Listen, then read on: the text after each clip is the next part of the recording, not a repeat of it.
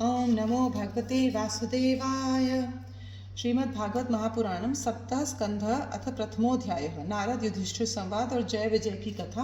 अब हिंदी में अनुवाद। राजा परीक्षित ने पूछा, भगवान तो स्वभाव से ही भेदभाव से रहित हैं, सम हैं, समस्त हैं, प्राणियों के प्रिय और सुहृद हैं। फिर उन्होंने जैसे कोई साधारण मनुष्य भेदभाव से अपने मित्र का पक्ष ले और शत्रुओं का अनिष्ट करे, उसी प्रकार इंद्र के लिए दैत्यों का वध क्यों किया? वे स्वयं परिपूर्ण कल्याण स्वरूप हैं, इसलिए उन्हें देवताओं से कुछ लेना देना नहीं है, तथा निर्गुण होने के कारण दैत्यों से कुछ वैर विरोध और उद्वेग भी नहीं है।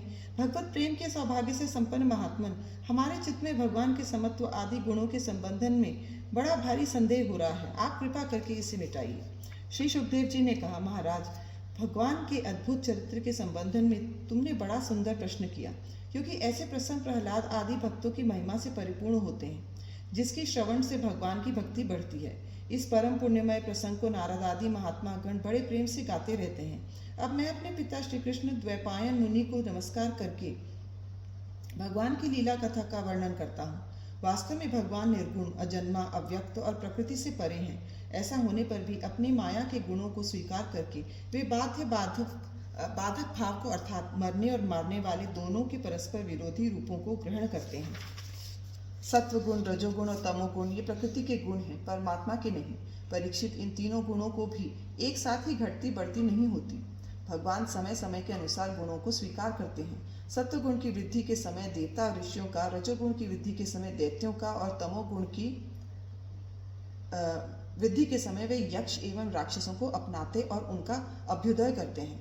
जैसे व्यापक अग्नि, काष्ठ आदि भिन्न भिन्न आश्रयों में रहने पर भी उनसे अलग नहीं जान पड़ती, परंतु मंथन करने पर वह प्रकट हो जाती है, वैसे ही परमात्मा सभी शरीर में रहते हैं, अलग नहीं जान पड़ते, परंतु विचारशील पुरुष हृदय मंथन करके उनके अतिरिक्त सभी वस्तुओं का बात करके अंततः अपने हृदय में ही अंतर्यामी रूप से उन्हें प्राप्त कर लेते हैं। जब परमेश्वर अपने लिए शरीरों का निर्माण करना चाहते हैं, तब अपनी माया से रजोगुण की अलग सृष्टि करते हैं। जब वे विचित्र योनियों में रमण करना चाहते हैं, तब सत्वगुण की सृष्टि करते हैं, और जब वे शयन करना चाहते हैं, तब तमोगुण को बढ़ा देते हैं। परीक्षित, भगवान सत्य संकल्प हैं। वे ही जगत की उत्पत्ति के निमित्त भूत, प्रकृति और पुरुष के सहकारी एवं आश्रय काल की सृष्टि करते हैं, इसलिए वे काल के अधीन नहीं, काल ही उनके अधीन है। राजन, ये काल स्वरूप ईश्वर जब सत्वगुण की वृद्धि करते हैं, तब सत्वमय देवताओं का बल बढ़ाते हैं, और तभी वे परम यशस्वी देव प्रिय परमात्मा देव विरोधी रजोगुणी एवं तमोगुणी दैत्यों का संहार करते हैं। वस्तुतः वे सम ही हैं। राजन, इसी विषय में देवर्षि नारद ने बड़े प्रेम से एक इतिहास कहा था। ये उस समय की बात है जब राजसूय यज्ञ में तुम्हारे दादा युधिष्ठिर ने उनसे इस संबंध में एक प्रश्न किया था। उस महान राजसूय यज्ञ में राजा युधिष्ठिर ने अपनी आंखों के सामने बड़ी आश्चर्यजनक घटना देखी कि चेदीराज शिशुपाल सबके देखते देखते भगवान श्री कृष्ण में समा गए। वहीं देवर्षि नारद भी बैठे हुए थे। इस घटना से आश्चर्यचकित होकर राजा युधिष्ठिर ने बड़े बड़े मुनियों से भरी हुई सभा में उस यज्ञ मंडप में ही देवर्षि नारद से ये प्रश्न पूछ लिया।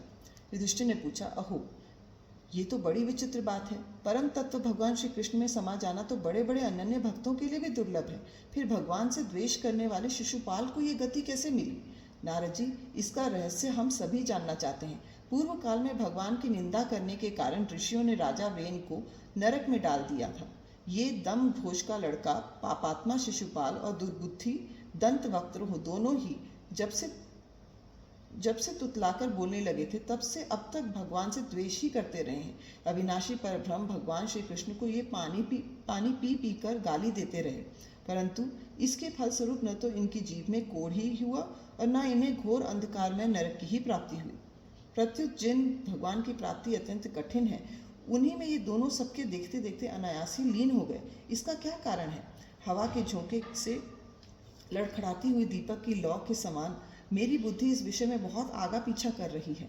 आप सर्वज्ञ हैं, अतः इस अद्भुत घटना का रहस्य समझाइए। श्री सुखदेव जी कहते हैं, सर्वसमर्थ देवर्षि नारद राजा के ये प्रश्न सुनकर बहुत प्रसन्न हुए। उन्होंने युधिष्ठिर को संबोधित करके भरी सभा में सबके सुनते हुए ये कथा कही। नारद जी ने कहा, युधिष्ठिर, निंदा, स्तुति, सत्कार और तिरस्कार इस शरीर की ही तो होते हैं। इस शरीर की कल्पना प्रकृति और पुरुष का ठीक ठीक विवेक न होने के कारण ही हुई है। जब इस शरीर को ही अपना आत्मा मान लिया जाता है, तब ये मैं हूँ और ये मेरा है ऐसा भाव बन जाता है। यही सारे भेदभाव का मूल है। इसी के कारण ताड़ना और दुर्वचनों से पीड़ा होती है। जिस शरीर में अभिमान हो जाता है कि ये मैं हूँ, उस शरीर के वध से प्राणियों को अपना वध जान पड़ता है। किंतु भगवान में तो जीवों के समान ऐसा अभिमान है ही नहीं, क्योंकि वे सर्वात्मा हैं, अद्वितीय हैं। वे जो दूसरों को दंड देते हैं वह भी उनके कल्याण के लिए ही हो, क्रोधवश अथवा द्वेषवश नहीं। तब भगवान के संबंधन में हिंसा की कल्पना तो की ही कैसे जा सकती है। इसलिए चाहे सुदृढ़ वैर भाव से या वैरहीन भक्ति भाव से, भय से, स्नेह से अथवा कामना से, कैसे भी हो, भगवान में अपना मन पूर्ण रूप से लगा देना चाहिए। भगवान की दृष्टि से इन भावों में कोई भेद नहीं है। युधिष्ठिर, मेरे तो ऐसा दृढ़ निश्चय है कि मनुष्य वैर भाव से भगवान में जितना तन्मय हो जाता है उतना भक्ति योग से नहीं होता। भृंगी कोड़ी को लाकर भीख पर अपनी छिद्र में बंद कर देता है और वह भय तथा उद्वेग से भृंगी का चिंतन करते करते उसकी जैसा ही हो जाता है। यही बात भगवान श्री कृष्ण के संबंध में भी है। लीला के द्वारा मनुष्य मालूम पड़ते हुए ये सर्वशक्तिमान भगवान ही तो हैं। इनसे वैर करने वाले भी इनका चिंतन करते करते पाप रहित होकर इन्हीं को प्राप्त हो जाते हैं। एक नहीं अनेकों मनुष्य काम से, द्वेष से, भय से और स्नेह से अपने मन को भगवान में लगाकर एवं अपने सारे पाप धोकर उसी प्रकार भगवान को प्राप्त हुए हैं जैसे भक्त भक्ति से। महाराज, गोपियों ने भगवान से मिलने की तीव्र काम अर्थात प्रेम से, कंस ने भय से, शिशुपाल, दंतवक्त्र आदि राजाओं ने द्वेष से, यदुवंशियों ने परिवार के संबंधन से, तुम लोगों ने स्नेह से और हम लोगों ने भक्ति से अपने मन को भगवान में लगाया है। भक्तों के अतिरिक्त जो 5 प्रकार के भगवान का चिंतन करने वाले हैं, उनमें से राजा वेन की तो किसी में भी गणना नहीं होती, क्योंकि उसने किसी भी प्रकार से भगवान में मन नहीं लगाया था। सारांश ये है कि चाहे जैसे हो, अपना मन भगवान श्री कृष्ण में तन्मय कर देना चाहिए। महाराज, फिर तुम्हारे मौसेरे भाई शिशुपाल और दंतवक्त्र दोनों ही विष्णु भगवान के मुख्य पार्षद थे।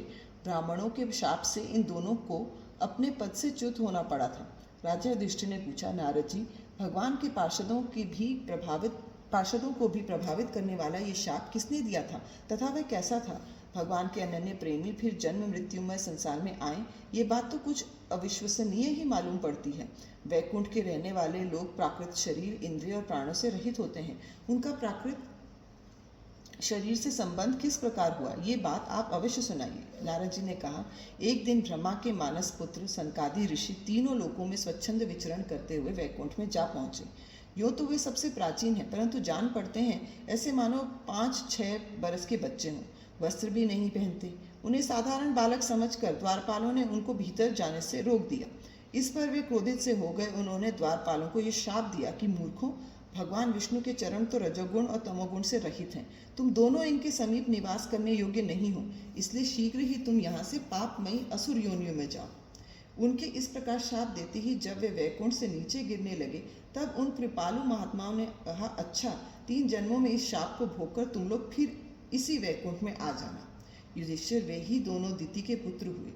उनमें बड़े का नाम हिरण्यकशिपु था और उसके छोटे का नाम हिरण्याक्ष।